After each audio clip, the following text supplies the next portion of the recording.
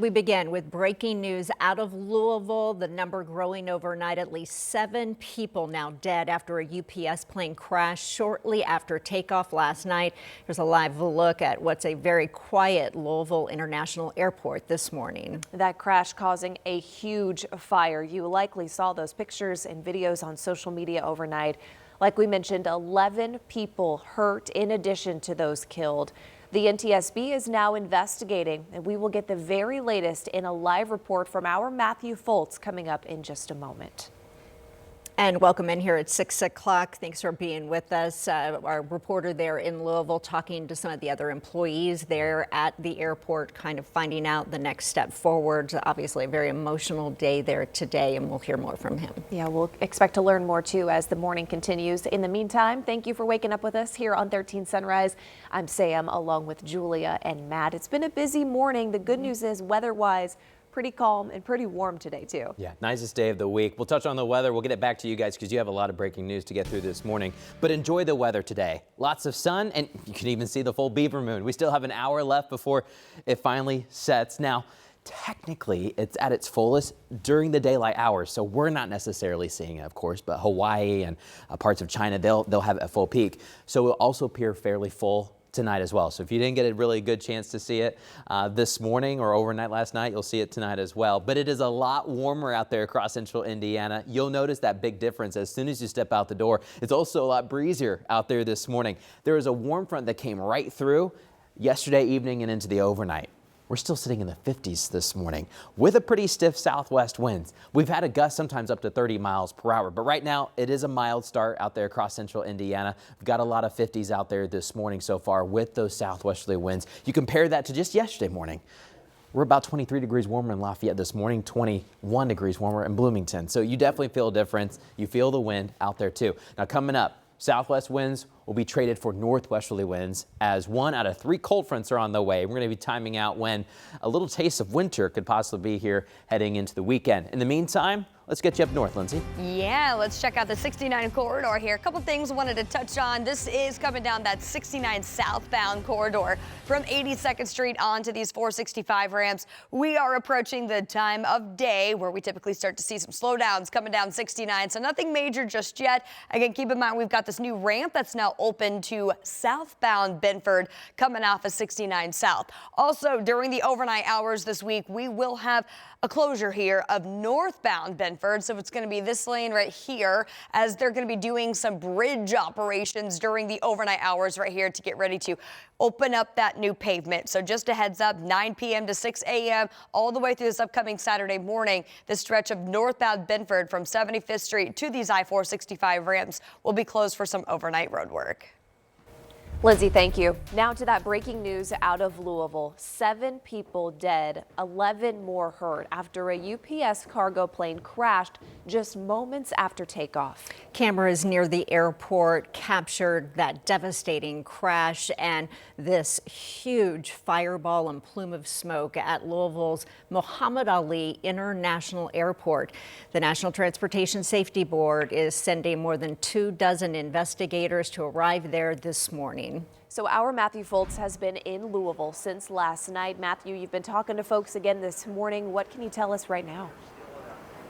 Yeah, well, I can tell you last night when we heard from officials at the press conference late last night, they said of those 7 people, 4 of the people who died were not on that cargo plane, and the 3-person crew that were on that plane is also presumed to be dead this morning.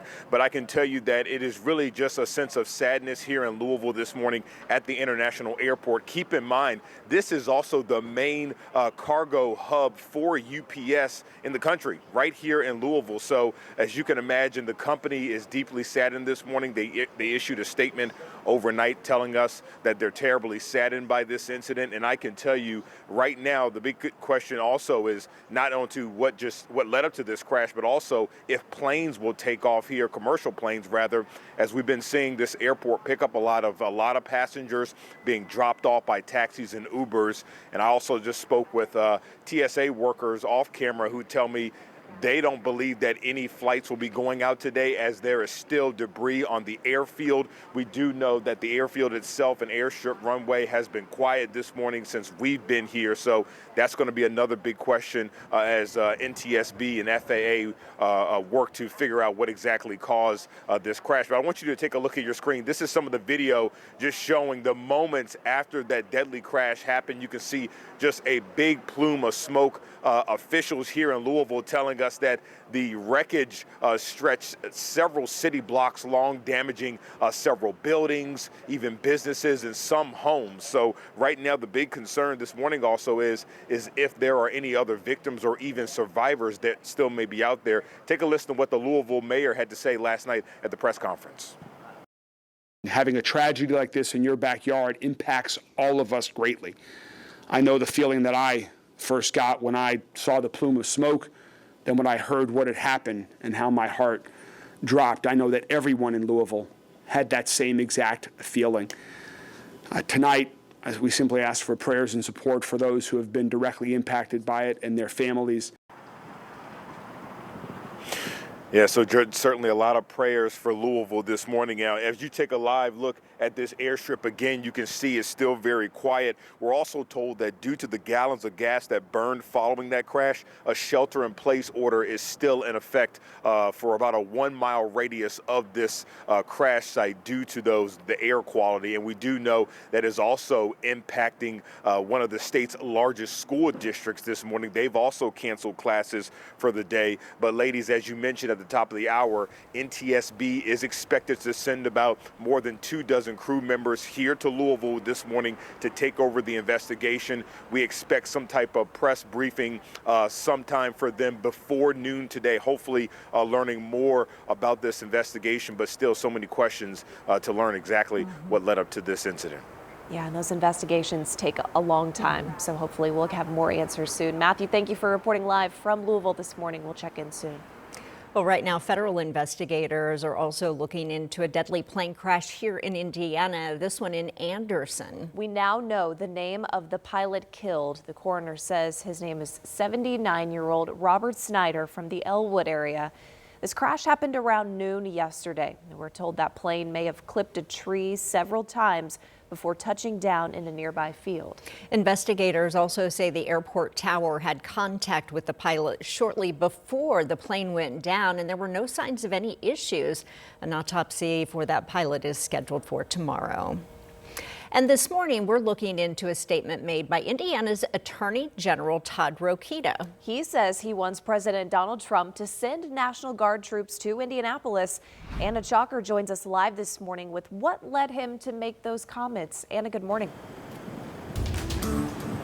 Good morning, ladies. Rokita made this statement on X a couple of days ago, talking about the violence that happened this past weekend, saying strings like that are shameful and a regular occurrence here. And I want you to take a look at your screen. This is the post that Rokita made. He actually shared another post that was made by Indy FOP's president, Rick Snyder. Snyder touched on the multiple people who were shot and stabbed from over the weekend. In one of those cases, a teenager was killed and another critically injured. In downtown, 3 men were shot inside the Havito Ultra Lounge on South Meridian Street. Rokita blames the city's leadership for this, he says refuses to do anything about it. Now, in that post, the final 2 sentences are what call on the president.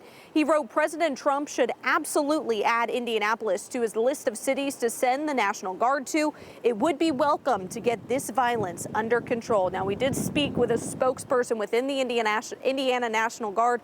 They tell us there are no plans right now to send troops to Indianapolis, and they haven't heard of anything from the higher-ups. And we've also reached out to Rokita's office and Governor Braun's office if there are any plans and also a response to that comment. We have not heard back yet, but this has caught the attention of Mayor Joe Hogsett, where he is saying we do not need the troops here in Indy. So coming up, you'll hear more on that and the efforts they're already putting in here. Anna, we'll check in at 6:30. Thank you. This morning, a man is now charged in a deadly shooting that happened last January. Malachi Wells is facing charges of murder and robbery resulting in serious bodily injury.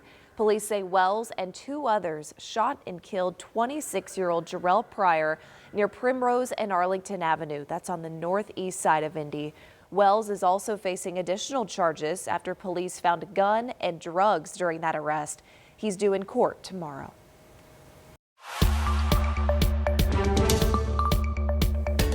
A woman accused of shooting and killing a man in an alleged road rage attack is still in jail this morning following her latest court appearance. 23-year-old Deborah Benefiel is accused of shooting and killing 21-year-old Kentrell Settles. Yesterday, she was appointed a public defender in court. A judge also set her next hearing for December 3rd. Court documents revealed this all started when Settles honked at Benefiel and then drove around her while she was sitting at a green light in the middle of the road. Police say she then chased him down and opened fire into his vehicle. The Delaware County prosecutor is charging a 15-year-old boy as an adult in the murder of his 14-year-old girlfriend. The prosecutor tells us this happened while she was in bed at the family's apartment in Muncie. Mason Peterson now faces charges for murder, reckless homicide, and theft, as well as pointing a firearm. Court documents also reveal Peterson was the one who called 911 after the shooting in September. Investigators say he shot the girl who he'd been dating for about a year with a gun he's accused of stealing from a neighbor. Well, people living in Morgan County opposed to a proposed data center from Google worry they're running out of options. Commissioners approved another 158 acres for what's known right now as Project Louis. That happened last month, and neighbors say they're worried about noise, water use, and transparency. Now, business owners are also speaking up. They say the project moved forward without community input. Commissioners who support the data center project tell us it could bring growth and renewed tax revenue to the community. Still ahead this morning, the ongoing government shutdown is now officially the longest ever in U.S. history. How the stalemate could soon impact your travel plans. And a new report is showing a pretty big amount of people feeling food insecurity in the past year. Coming up, I'm breaking down what's in a newly released report.